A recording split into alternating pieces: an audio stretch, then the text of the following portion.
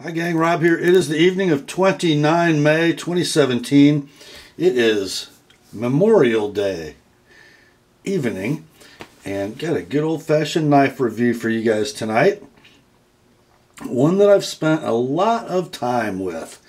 And what we're looking at tonight is from Reeve Knives, Boise, Idaho. And it is the large Inkosi left-handed. If it's a left-handed large Inkosi from Reeve, it must be my personal knife. And it is. Let's see what comes inside this brand new box. Well, first of all, we have a rather new style little portfolio. New style birth card. This one made February 23rd, 2017. Inside the flap is a card giving us some instructions and an explanation of some mechanicals on the knife. On the back, that continues. And let's see.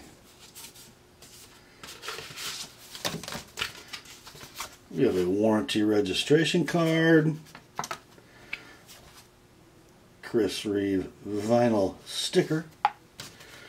And in very sort of shadowy type is sort of a chronicle of some of the awards won by Reeve Knives. This one was purchased from the best place to buy knives, period. Knives ship free.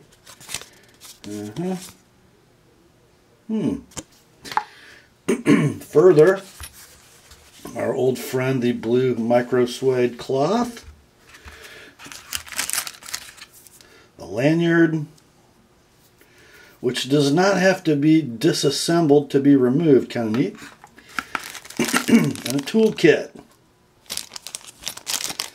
Two large Allen wrenches for the pivot, one small one for the standoff and pocket clip, tube of fluorinated grease, tube of purple Loctite. Okay.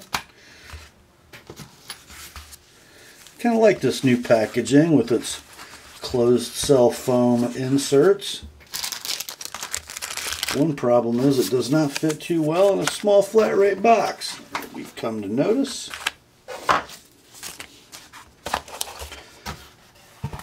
Don't usually spend a lot of time on boxes, but Reeve has changed their packaging a couple times in the last couple years. And the new packaging is sort of interesting. They've dispensed with putting stickers all over the box showing all their awards, which is kind of nice. And here is the knife. So this is the large Inkosi, and the way it came to be is rather an interesting story.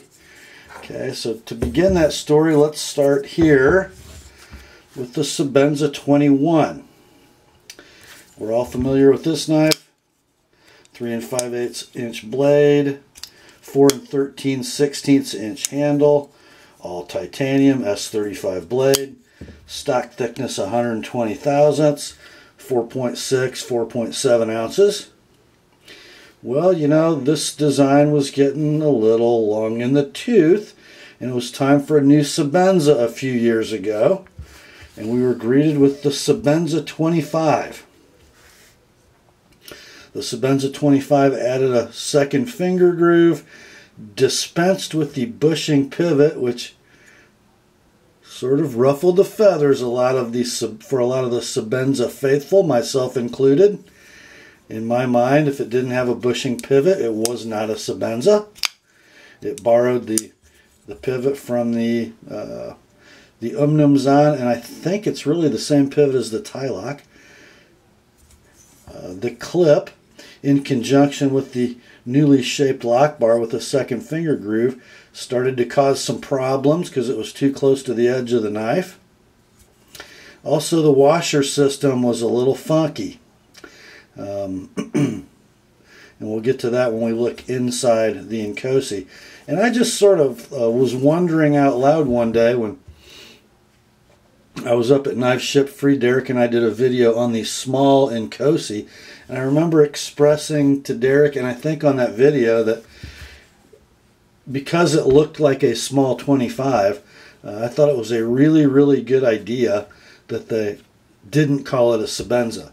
And I don't know, maybe a year after that, they took the 25, they made a couple changes, they angled the clip, they simplified the washer system, did something different with the stop pin screw, and lo and behold, the large 25 was discontinued, and we have now the new and improved version of the large Sebenza 25, now called the large Inkosi.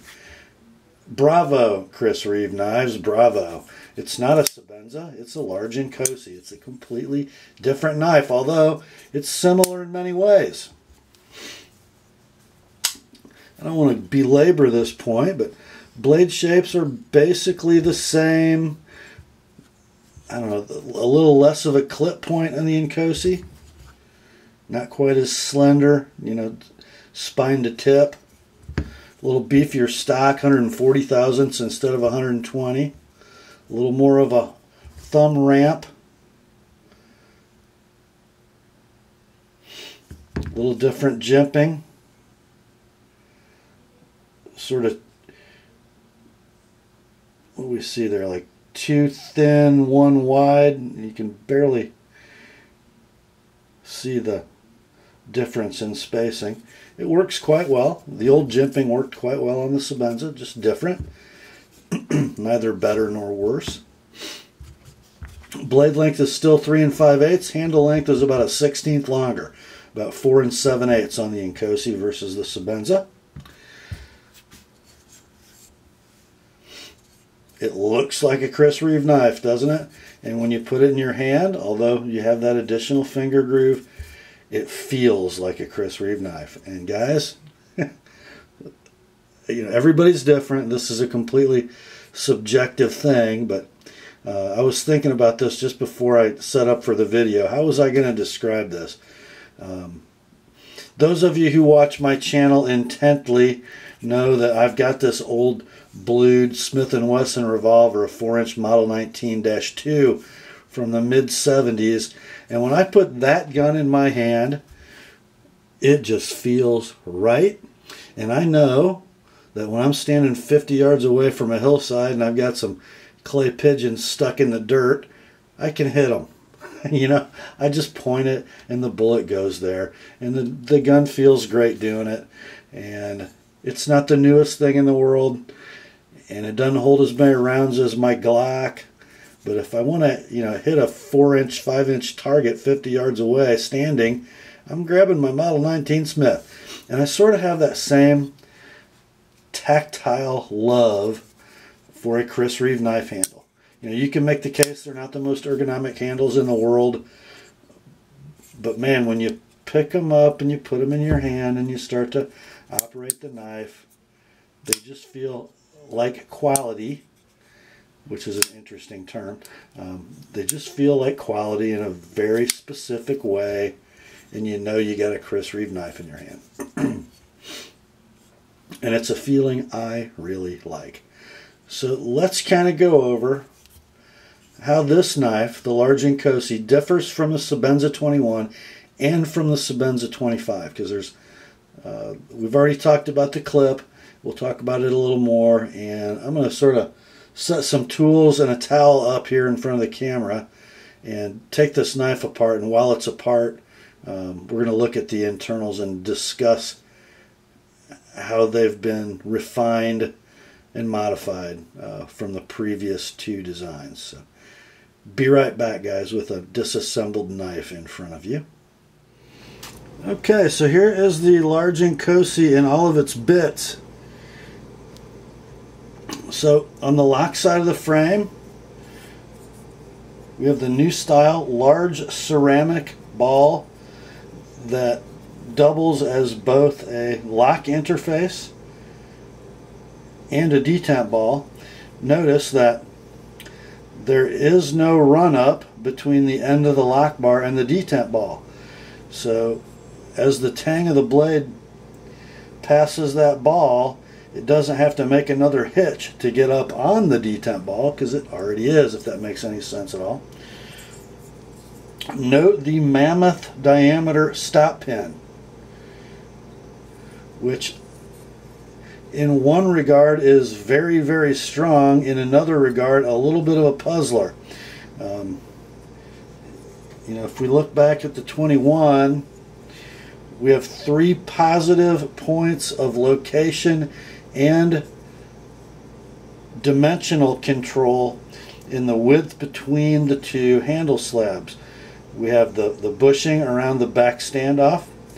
We have the bushing around the stop pin and the bushing around the pivot, all precisely milled and ground to a common height, so that the distance between the 2 handle slabs is exactly the same, front to back, top to bottom. On the Inkosi, a departure from the 21 and the 25, this pin is now allowed to float. It just pokes through the frame, and that can be anywhere. So the dimensional control on the front half of the knife is achieved only by the pivot. I kind of don't like that.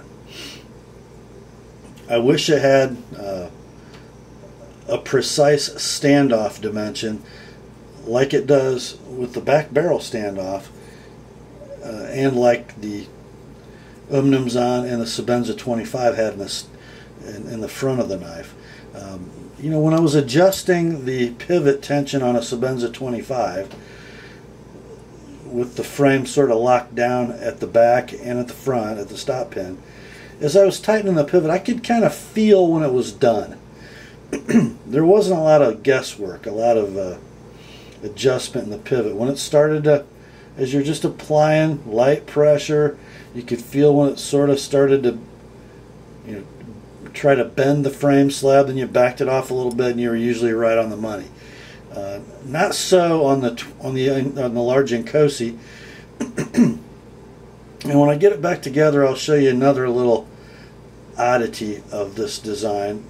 Obviously, as a stop pin, extremely strong, large diameter, with a really large diameter pivot, big, thick, 140 thousandths inch blade, super strong lock interface with ceramic ball against hardened steel. This is not a knock, it's just a personal preference I really don't like. Now let's take a look. Let's put the pivot through. By the way, a note, I didn't do this on camera, but a strong suggestion. If you're taking apart your large Inkosi, I like to sort of push the pivot out and pull the blade out, and then remove the other side of the handle with only these 2 pieces of hardware in it. It's such a tight fit, you will fight it a lot less if the pivot is pulled out of the frame before you try to pull the handle apart. Just a little tip. So here's something kind of interesting. Check out the washer system on this bad boy.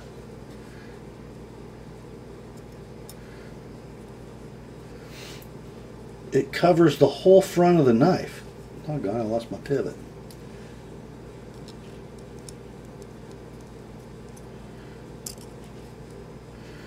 So it's held in place by a scallop around that stop pin, and then it is notched to allow the lock bar to pass. And you'll notice that both washers are identical.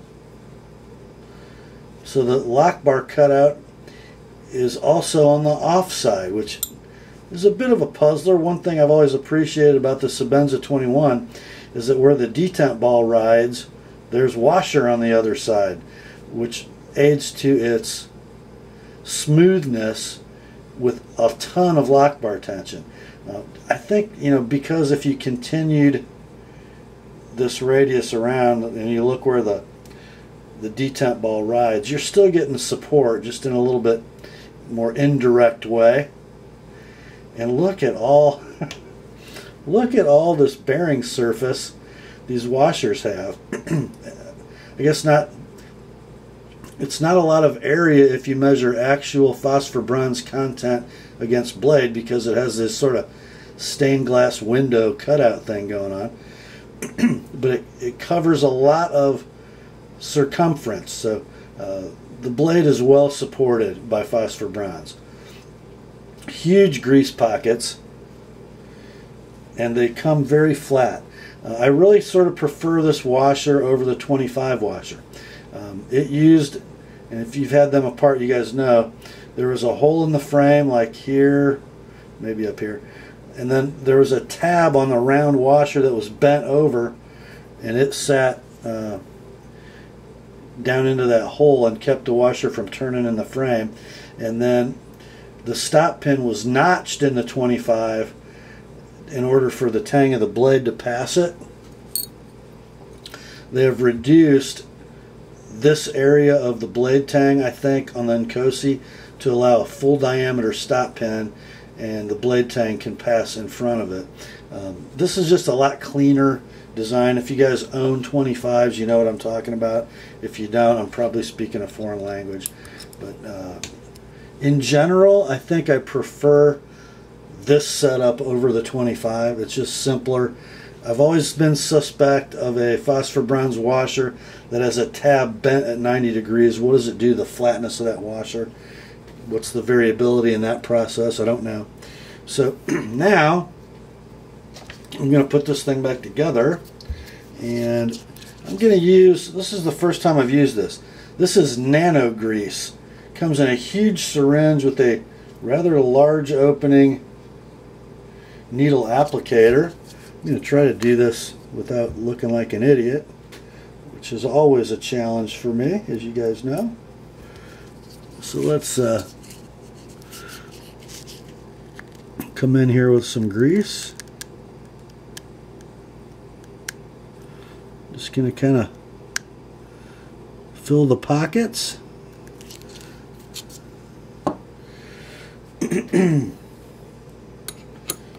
Install my blade. Sure I am.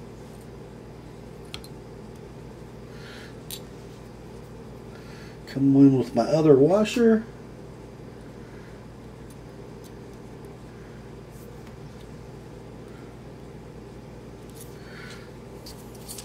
Fill the pockets.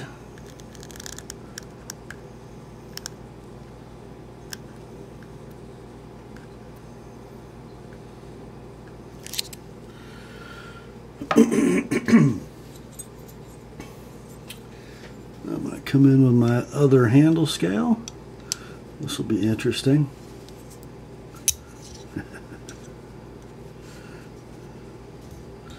Did I mention it was a really tight fit?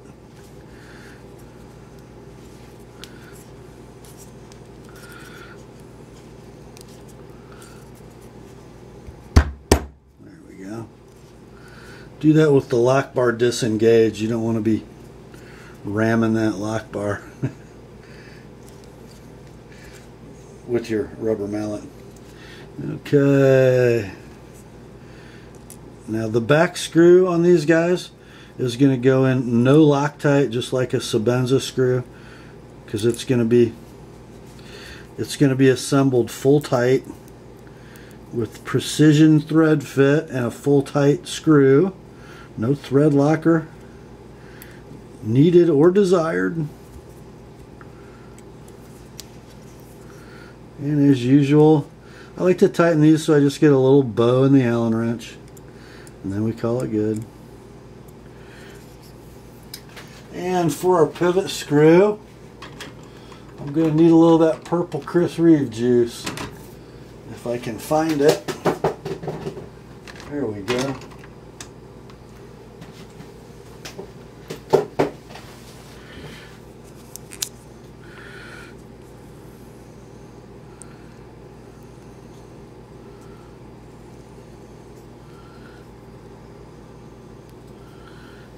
Okay.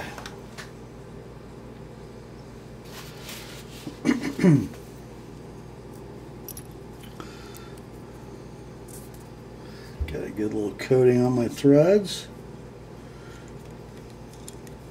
Not too much. And as that gets together,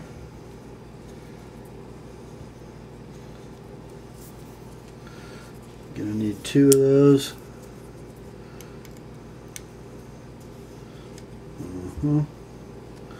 See if I can cut myself while doing this. A little added video production value if I cut myself, I know that.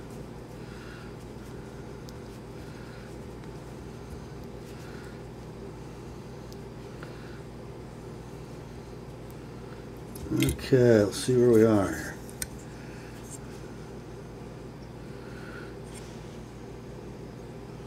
Looks like my centering is favoring the offside just a little. Distribute that nano grease.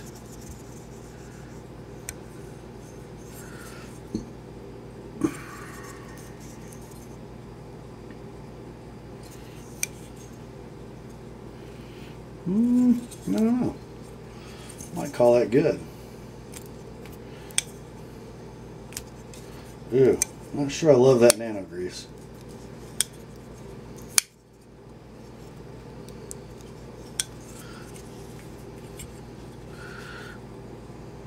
Wow.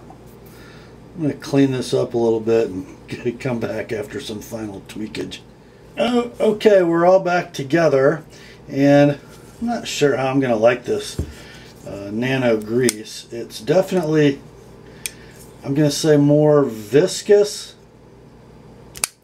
than fluorinated grease, although, you know, I usually use like a cocktail in my Chris Reeve knives of Chris Reeve fluorinated grease with either some hops lubricant or Daiwa real oil, just to make them a little slicker operating. So what I ended up doing here was using the nano grease and then a couple drops of 10 weight nano oil. Review to follow, guys. I have from Christian St. Clair the whole Nano Lube product line that I'm evaluating right now, and I thought since I needed to take this apart to show you guys, I'd throw a little of that nano grease in the pivot. And I want to show you something before I sort of move on in construction.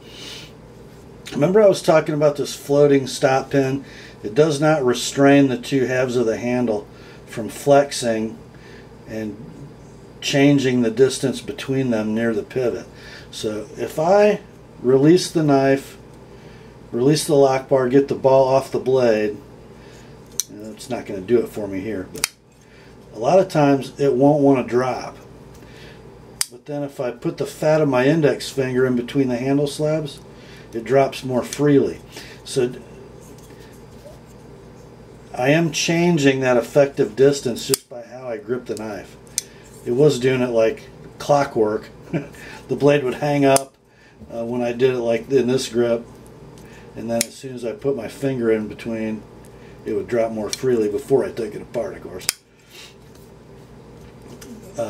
I would rather that distance be restrained right there, but it's a nitpick. Let's talk about the rest of the performance of the knife. It's extremely strong, guys. It just is. And I find the pivot to stay put where you set it with that purple Loctite. Action is superb. And centering is dead on the money, as adjusted.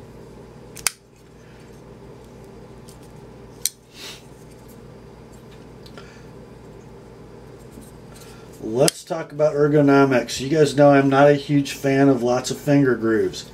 In fact, I prefer that handle design to that handle design. That being said, if you're going to put finger grooves in a knife, at least put them in the right place. And these are. They're in the right place. And for a saber grip, they're absolutely perfect. They really don't matter as much if you're going to an overhand pinch grip, although my middle finger does still like to be in that second groove. I guess if you came forward on the knife a little bit, you could bring your middle finger up to the first groove. Still, you know, you're still clear of the cutting edge in that grip. If you wanted to do that, you know, some guys are just all over the blade when they use it. They grip it from every which way. In a hammer grip, it's extremely comfortable. In the draw cut grip, I find it a little lacking. If you notice, maybe it's not more sway back than a 21, but it sure seems to be.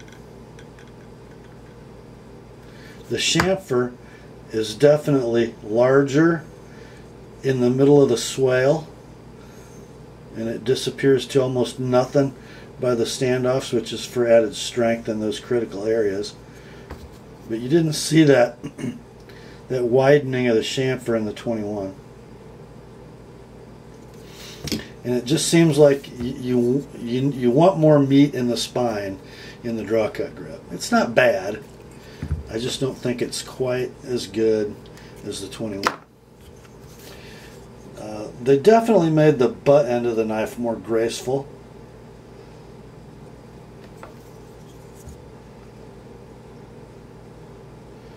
And a much cleaner standoff and lanyard pin design.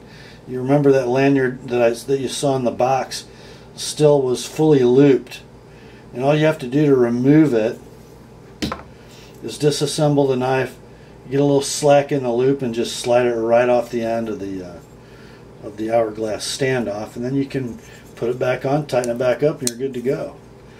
So you can go lanyard, no lanyard. I will say this knife does not fire as well with that nano grease as it did with my normal lube setup. It was intuitive. I mean, like, all you had to do is just touch off the stud and it would fire open. But nah, this stuff's a little sticky. Not the knife's fault, the lube's fault.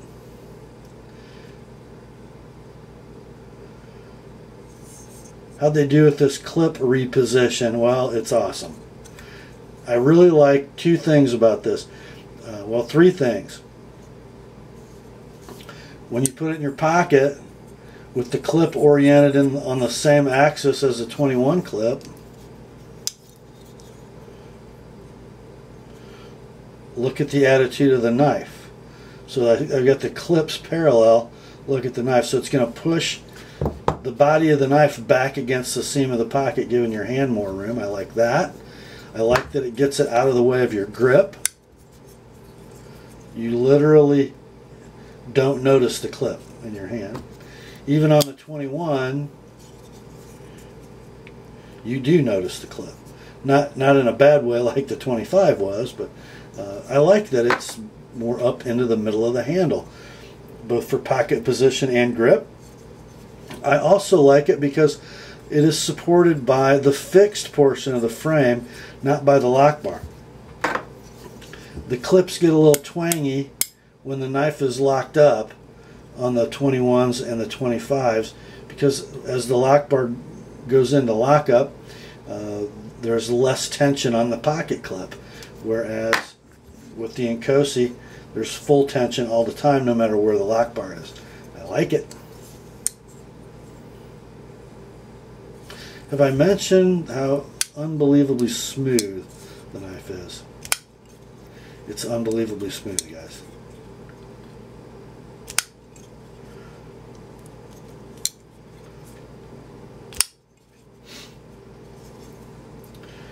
Lock up on this one, it looks like it might be, if you just go to the edge of the lock bar, about 50%, so that means about 35% to where the ball actually interfaces the blade tang. See if I can get a shot of that for you.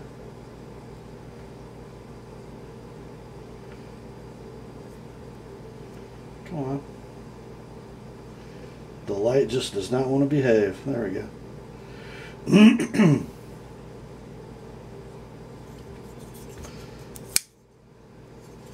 And the other end of the lockup is the stop pin and against the blade tang, and this is the surface of the blade tang that meets the stop pin, radiused to match, super strong, never gonna wear.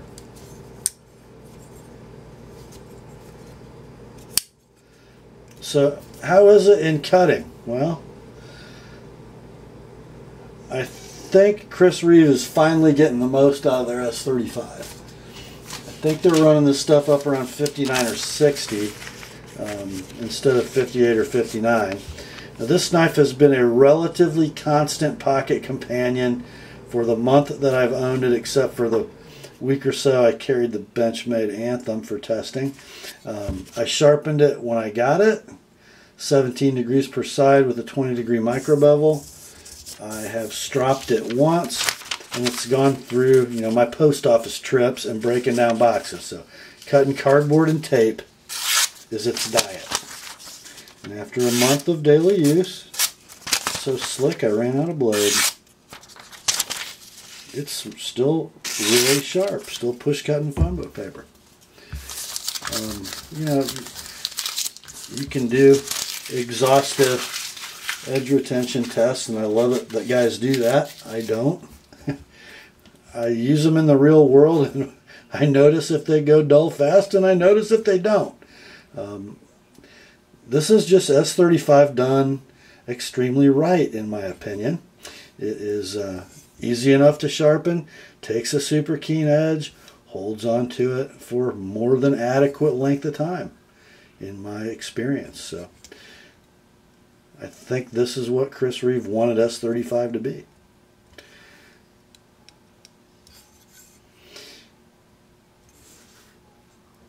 In general, I'm really glad this is part of my Chris Reeve collection.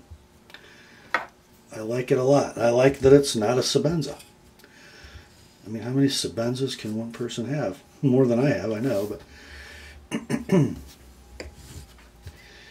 do I still prefer the construction and the pivot design of the Sebenza over this larger pivot screw thread adjustability method? I do. I still prefer the bushing pivot. You know, could you make the case that this is a more robust design? I suppose you can. But I never regarded the Sebenza 21 as a particularly weakly constructed knife. They're both stronger than anything you're ever going to need to do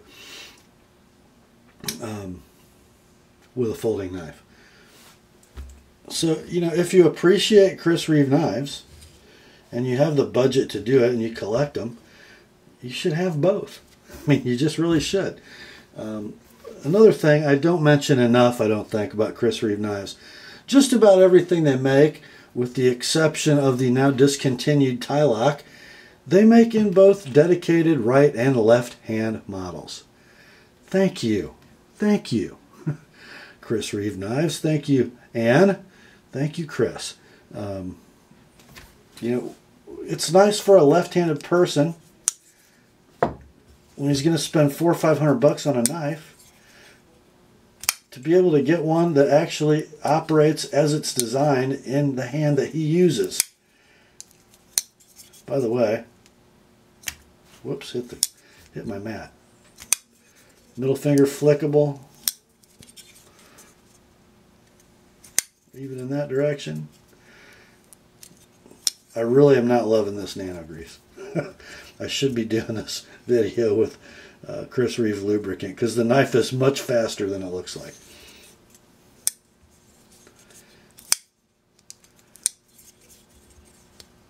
It's just a little sticky, kind of like wheel bearing grease.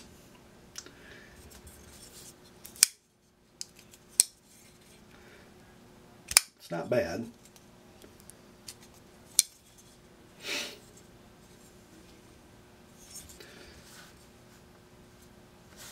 So which one do I reach for?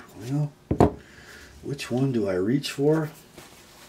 For the last month I've been reaching for this one because I need to. They're just two different knives, guys. They're both extremely well made Chris Reeve knives, and they're just different. I'm glad the 25 went away. I'm glad they don't call this, you know, the Sebenza 25 Revision A. I'm glad they fixed what was wrong with the Sebenza 25 and gave it a new name. It deserves to be its own knife. And we don't want to see the 21 go away, do we? No, we do not. So we have a Sebenza 21 and we have a large Inkosi. As it should be. Do I recommend this knife for 445 bucks? You betcha. Oh, I didn't mention either. Double thumb lug standard on the Inkosi, and we're starting to see some different milling patterns on the handles. We have micarta inlays, we have wood inlays, although in my opinion they're not shaped in the most attractive design, but they are available. You're going to be seeing a full complement of Inkosis. It's not going anywhere anytime soon. I can just about bet on that, and I'm glad. That's all for this one. Grace to you and peace, my friends, from God our Father and the Lord Jesus Christ. And remember the word. And my now beloved large Inkosi are sharp.